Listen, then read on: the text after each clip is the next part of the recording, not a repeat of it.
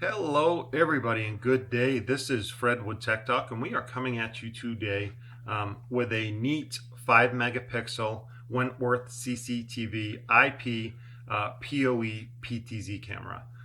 If you're not familiar with PTZ cameras, PTZ stands for pan, tilt, zoom. So these guys can actually pan or turn in a 365-degree radius. They can also tilt up and down 180 degrees. Okay, and the zoom is a optical lens. This is a varifocal lens that's 2.8 to 85 millimeters. Okay, it's a 16 times optical zoom. So at 50, 75 yards, you can zoom in and actually get a license plate. You can read lettering with these guys. They're relatively cost effective. It's an awesome tool. We're going to cover it right now.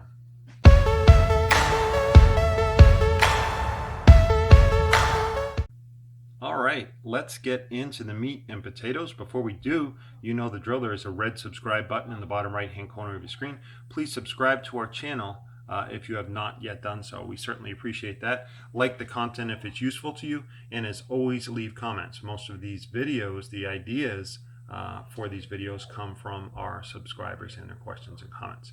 We also have started a Patreon page. There's a link to that going across the screen right now. If you'd be so kind as to visit that page, you can become a member of Tech Talk and get some cool benefits like early release videos, monthly Q&As, some cool stuff like that. So we'd appreciate that as well. But yeah, let's get into the camera. This is a great PTZ camera. It's great for a residential environment. You can purchase it and install it yourself. There's a link below in the description file to purchase this camera from us. Like I said, it's a 5 megapixel IP PoE camera, so it can be hardwired directly to an NVR with a built-in PoE switch. It can be hardwired to a PoE switch, and you can power it that way. Of course, either of those would have to be connected to a modem or live internet source to use the phone app, which we're going to cover in this video as well. So let's get to the mounting process, shall we? All right, kids, so let's mount this bad boy. It's a relatively simple process. The first thing you're going to do is plug the Ethernet cable, again, Cat 5e or Cat 6, coming from your PoE source into the PoE plug of the camera, okay? This is a PoE connection, so you want to use the wireproof fitting that comes with the camera and make sure you have a weather-tight fitting. We do have a video referenced above by the link on the process of installing one of these plugs, but it's very important because, hey, if this gets damp or moist, over time it's going to corrode and your camera is going to be no good, folks.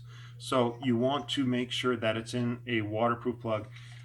You're going to put it inside of the mounting bracket anyway, and that's waterproof. So between the two, this should never see moisture. Never. Right? So we're going to stuff this in like that. And then you have a single cable. Again, this is the cable going to your PoE source. You're going to put this through this insert right here, so everything can mount flushly without pinching the wire, right? When I was inexperienced as an installer, sometimes I didn't know that insert was here. You could actually mount something like this, and when you tighten it down, crush the wire. So you want to make sure that you use this insert, this groove. That's what it's there for, the wire. Then you can mount your camera flushly and run the wire through the soffit or whatever you need to do to get it to the location of your PoE switch or your PoE NVR, the PoE source, right?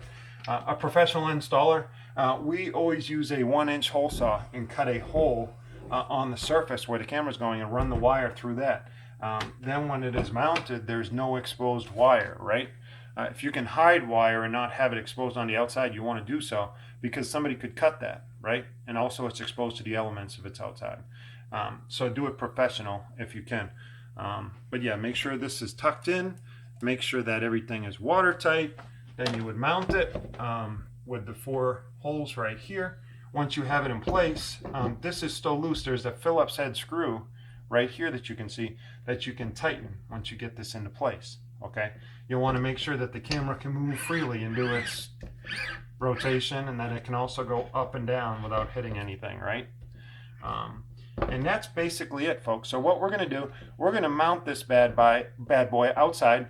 We're going to pick it up from there on on the software and we'll teach you how to configure it. So let's get into it. All right, folks, so let's find the camera on our network. This particular camera ships from the vendor in static IP mode. It's not in DHCP.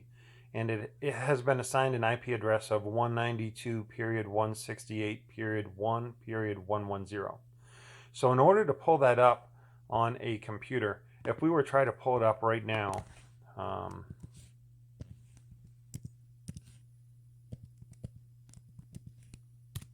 the computer is going to tell us we can't, because we are on the gateway of our router, which is actually 192.168.0.1. So this Wi-Fi network can't communicate with the camera right now, and this gives people fits. It's easy to fix. All you have to do is put your computer on the same gateway as the camera, okay? And we've had previous videos on how to do this. There's a link above right now showing you how to set up an IP camera. But we'll cover it quickly again in this video. You're just going to hit the Windows button and the letter X on your keyboard. That will bring up this prompt. We're going to pick Network Connections. We're going to pick Wi-Fi here because I'm connected to a Wi-Fi network. This is why I've taken my picture off the screen so you can see everything I'm doing. So we're going to pick Wi-Fi.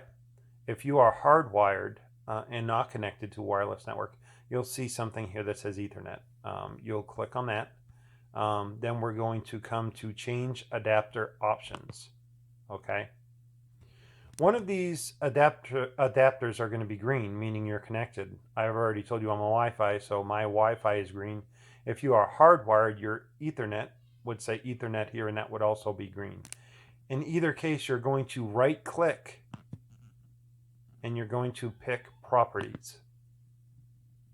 When you're in the Wi-Fi properties, you want to pick the Internet Protocol version 4 TCP IPv4 adapter. And as you can see, it is obtaining an IP address automatically from the ISP provider. We want to change that to get this camera in DHCP mode. So we're going to type 192.168.1.2 here. Okay. And then we're just going to hit tab. That will auto-populate the subnet mask at 255.255.255.0. And now we will be able to pull up the camera using a browser. Okay. 192.168.1.110. Look at that. Now we are logged in. So what we want to do,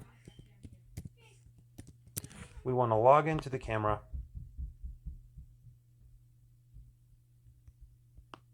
Using the default password, which is 123456. 123456. The default username is admin, lowercase admin. Once you do that, you'll be able to log into the camera. Okay? And the first thing we see is we're going to have to change the time because it's certainly not Monday at midnight. So we're going to go into configuration and we are going to pick system. There's your time and date, and we just want to sync with our PC. That will correct our timestamp issue. Okay?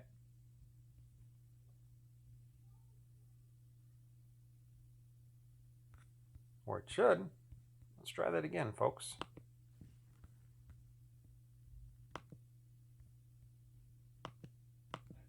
Ah, we forgot to hit save. I'm sorry.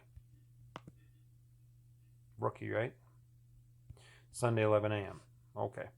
So what we're going to do, you'll see it's blinking in and out because we are not properly connected to the gateway. So we want to go to configuration, go to that network tab under basic. We want to get it out of static. There's your static 192.168.1.110. And we want to connect via DHCP. What DHCP means is that when the camera goes through this reboot, it's going to let the router issue it a IP address on the internal LAN that is favorable to the network. Okay, so then we'll be able to pull it up on our gateway, and the camera will also go live on the internet for remote viewing. So we switch DHCP, we're going to hit save, and the camera is going to reboot. So we'll allow it a second to do that, and we will pull it up.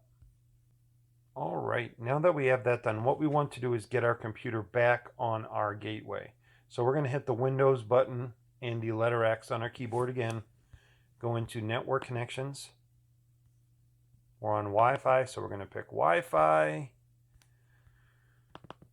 Change adapter options. We're going to right-click with the mouse, hit Properties, and now Internet Protocol version 4, TCP IPv4. We're going to double-click that and go back to Obtain an IP address automatically. All right. Perfect. So now what we can do is we can locate the IP address that our router has given this PTZ camera. To do so, we're going to use the ONVIF device manager. There is a link in the description to this video. You may see a button that says see more that you have to click, but there you will see the ONVIF device manager download. And once you have that downloaded, when you open this, it is going to detect any IP camera that is on your network. So you see here, this camera has been relocated to an IP address on our network, 192.168.0.49. So that is the address on which we will log into it. All right, so we're going to open our browser, and we are going to simply input that IP address, 198.168.0.49. Hit enter.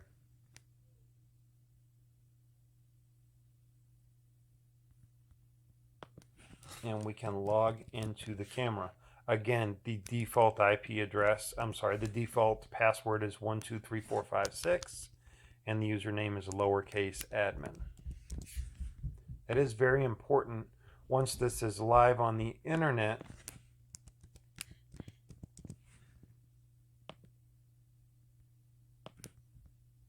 oh, sorry, spelled admin wrong. So once we log in, we're going to do a couple things. We're going to go to the configuration tab, and we're going to change our password. Okay, if we go down to system, you'll see user manager right here. Okay, and it's going to pull up the admin account. You see it's enabled. We want to modify that.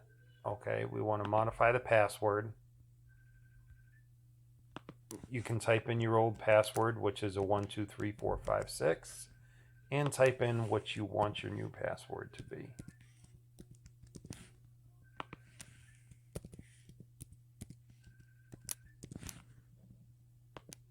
Once we save that, it will tell you it's saved successfully, and we protected our device. No matter what you put online, webcam, printers for your computers, gaming devices, anything you network, you want to change the password on, folks.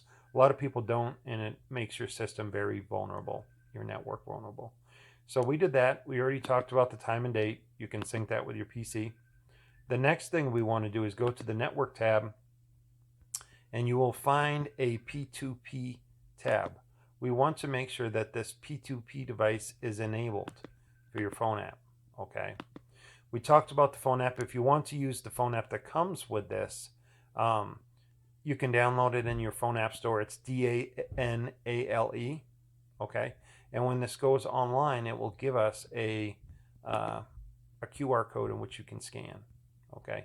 There it is right there. I do not recommend using this particular phone app. I like using the IVMS phone app or HIK Connect with this product. We will have a future video on how to connect this to that phone app.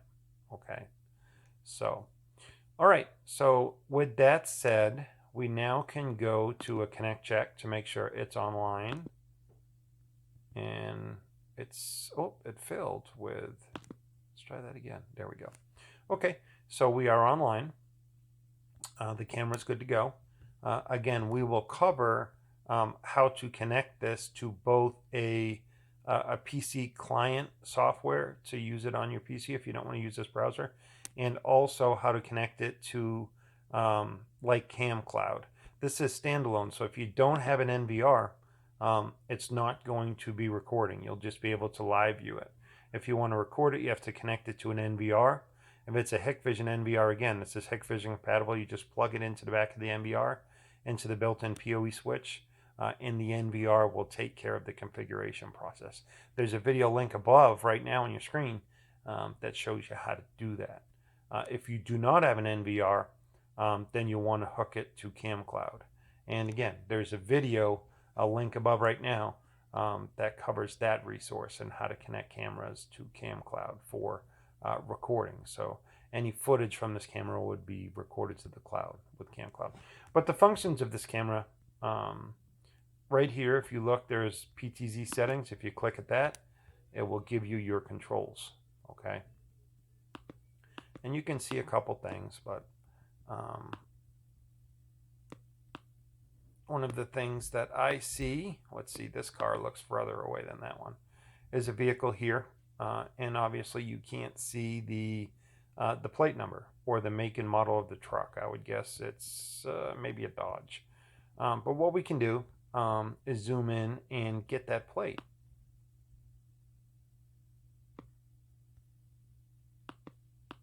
Go to the right. Hey, it looks like it's a Dodge. Boy, am I good, right? And there's the plate number. New Hampshire plate 4863154. Okay? So you can zoom pretty good with these guys and get your make and model. Yep, Dodge 4x4. We can zoom back out.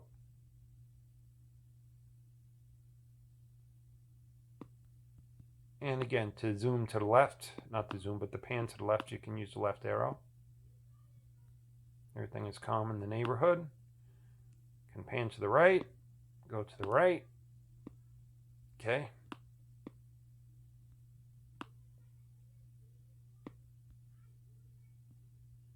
Go up and down, just like that. I thought we changed our timestamp. Apparently we did not. Let's go to the configuration tab.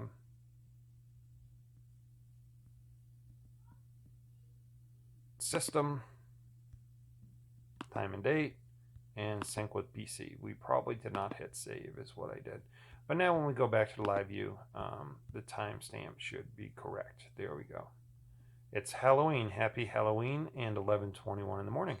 Well, that concludes the tutorial. As you can see, we hooked this up in about 20 minutes. It's not a very difficult process. The hardest part would be wiring that wire, the Ethernet cable, Cat 5e or 6, that goes from your camera, the pigtail in the camera, to a PoE switch. If you don't have a PoE switch, there is a description for one in the description of our video below, and also a link in which you can order. If you have an NVR, you can hardwire this camera directly to the built-in PoE ports in the back of the NVR and do it that way as well. We hope you enjoyed the video. And as always, if you liked the video, please like it. Leave comments if you have questions on this content. And as always, subscribe to our channel. There's a red subscribe button in the bottom right-hand corner of the screen. Please consider subscribing and becoming a member to our Patreon page. There's a link for that, again, on the screen right now.